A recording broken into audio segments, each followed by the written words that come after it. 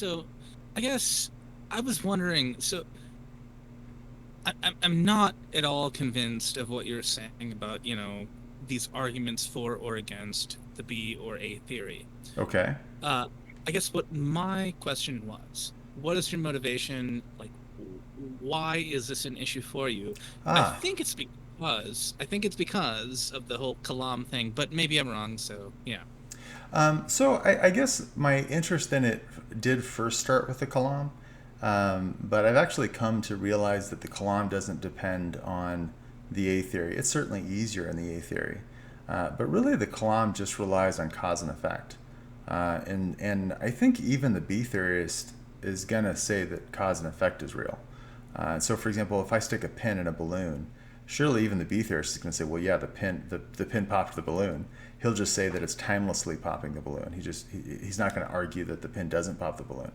And if we have cause and effect, then we look in the past, whether it's a timeless Big Bang or a temporal Big Bang, we would still ask, well, what's the cause of the Big Bang? So I think that the Kalam actually survives even in the B theory, so long as you don't give up cause and effect. I think that the Kalam is fine. However, there are actually other considerations, just from a Christian standpoint, where certain bits of theology become very problematic on the B theory. So, for example, the Christian hope is that God will eventually overcome sin and death. That's sort of the eschatological promise of Christianity, is that there'll be this day when God will finally overcome those things. Well, if the B theory is true, then every domain within the space-time block that sin and death have dominion or have their effects, they just timelessly have that effect. So not only does God not ever overcome sin and death, he doesn't even diminish it. I mean, it doesn't even recede. So it'd be a bit like saying, my house is on fire, but because the den is not on fire, I've put out the fire. It's like, meanwhile, your bedrooms are still ablaze, right?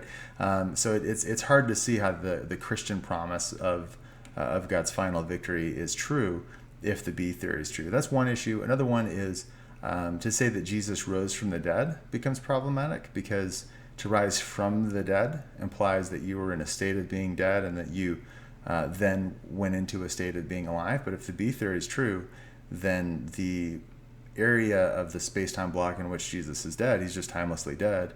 And then there's a later area where he's alive, but the area where he's dead is never turned into the area where he's alive. And so it's hard to see on the B theory what it means to say that Jesus overcame death. And I'm not saying that there aren't ways to sort of understand this. We know that there's anthropological explanations of things in the Bible.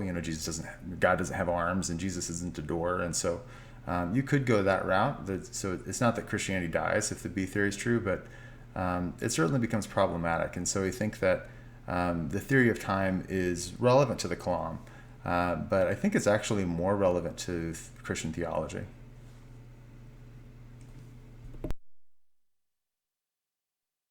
Does that Yeah, make it's sense? interesting. Yeah. Oh, Thank you so much for your answer. uh, there was a lot there, so I'll have to think about that. So thank you. Sure. Yeah. Do either of you have any comments or thoughts on that? and I was just gonna say that in discussion I've often referred to it as just the causal Kalam, as, in Yeah. terms of just changing it from A to B. You can just, instead of using moments in time, you can make reference to causal chains, which is yeah, pretty well, reasonably easy way of acclimatizing it to the B theory. Yeah. Yeah. Absolutely. I mean, as long as you've got cause and effect, then you can still ask about effects. So sounds good. Yeah. Um, all right. Well, if that's all, do you have any other thoughts, Asa? Maybe not. So so correct me if I'm wrong. You were trying to tie it into soteriology, uh, you know, some kind of thing where Jesus has to, um, oh gosh, Yeah, how it would how to technically think. be more Christology to say that Jesus overcame death. But yeah, it actually has implications for soteriology as well, because the part of us that was unredeemed remains forever unredeemed. So it would have problems there too. Well, but I guess I don't know. Uh, why not just say that?